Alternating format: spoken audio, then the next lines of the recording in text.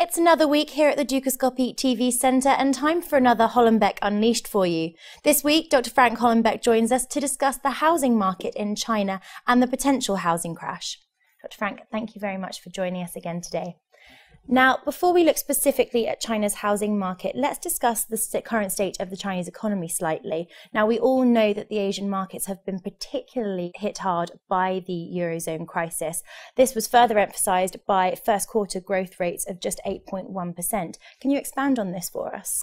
Well, it is true that when you read the press, you get totally different point of views. The IMF still anticipates growth of 8% for China and expects a considerable rebound in 2013. All this reminds me when I worked at the State Department for the Undersecretary of State. He came up to me and he said, look, you know, we have these phenomenal growth numbers coming out of Russia. And I kind of just looked at him and I said, well, first, you actually believe the numbers coming out of a communist regime. And second, does it really matter if you're producing cabbage that no one wants to consume? And to some degree, we're seeing that in China. For example, steel production in April hit an all-time high in China. And China makes up about 50% of the world's steel production. It's also one of the largest consumers of steel. 60% of its domestic production goes into the construction industry. Now, a communist government can always force output. There was a recent study done by the China Iron Ore and Steel Association, which monitors about 80 steel mills. And those 80 steel mills produce steel at a considerable loss. And these steel mills cited basically low prices and a lack of demand for steel. So even though we're seeing production out of China, the question is it production where there is demand? And we're seeing goods and services pile up in ports in China. We're seeing steel production pile up. And in the case of steel production, we would expect it because you usually have the large construction booms we have in the spring. But that's unlikely to occur today, given the housing situation we're seeing in China as of today. You mentioned their construction, and this does bring us on to the housing market. If we take a look at this next chart, it shows a variety of markers within the housing industry. Now, looking at specifically at year-on-year growth, it's quite a hectic chart, but I think the most important bit that we can see is sort of the huge rise there, followed by sort of a steep dip, which indicates where the housing market is at present. It doesn't look good, does it? The housing situation in China actually started in 1998 when the government ended its practice of allocating housing units. And in China, there isn't a lot of choice in terms of investment vehicles. For example, we have a situation where interest rates on deposits are limited or controlled, and they're usually below the inflation rate. We also don't have a really developed stock market. So the only outlet for people to invest their wealth was basically in housing. Now, this was supported by the type of monetary policy that the Chinese government followed from 1998 to basically today. You have to understand is that the yuan was fixed a little bit above 8 yuan to the dollar from 1994 to about 2006. Now, what the government was doing is it was following somewhat of a mercantilist type of policy by keeping its exchange rate cheap. And to keep its exchange rate cheap, it had to purchase dollars and put yuan into the system. That's why the Chinese government is currently holding over $1 trillion of U.S. Treasury bills. But the equivalent of that is the amount of money they put into the system.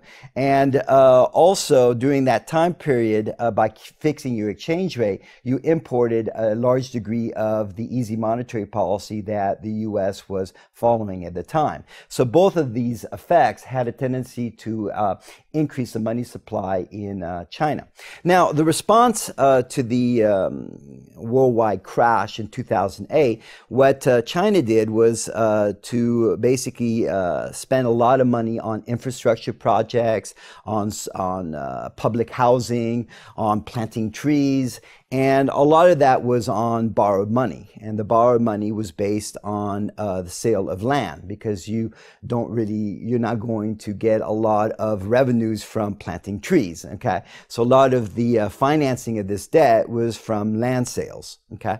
Now, what we saw in the case of China is we got to a point last year where the Chinese government was basically losing control of inflation and also was concerned about the housing bubble that was forming. And what they did is they pulled on the brakes. In other words, they raised reserve requirements, they raised interest rates. And what that did is basically created a crash in the housing sector. And that's why we can basically see now that the boom period is over and we're in the bust period. Now, what the Chinese government is trying to do is to actually ease monetary policy. So we're basically seeing a situation where the government is following a somewhat of a stop and go type of monetary policy. Is they pulled on the brakes last year hard, and now they're trying to ease up the brakes because of the impact it's having on the domestic economy. You mentioned there the domestic economy, which emphasizes the fact that it's not just the construction trade industry that's impacted by this whole scenario. If we take a look at this next chart, which shows mortgage as a percentage of income in major cities in China, we can see there that sometimes it's 200 to 300%, which is a huge amount, and suggests perhaps just how far this housing market issue can spread across the Chinese economy as a whole. Well, this number shows that the Chinese government probably waited too late to prick the housing bubble. When we look at the other ratios that we use to examine whether a housing sector is overvalued or undervalued, when we look at price to income or price to rent, we can see that the Chinese market is definitely in a bubble. For example, the UN indicated that the price to income ratio should be between 3 and 6. So in other words, if you have 100,000 of income, then you should be purchasing a house between 300,000 and 600,000. In the case of Spain, it's 1.5 million, and in the case of China, it's 3 million. So it shows you how overvalued the current situation is in China. I know a lot of people are saying, well, China will still have a lot of growth. I just see a lot of clouds on the horizon, okay? And I think one of the 3 lessons we can learn from this is first is a mercantilist policy doesn't work, just like David Ricardo said way back in the 18th century. The second thing is that you don't avoid a recession by borrowing money, because you just make the situation even worse.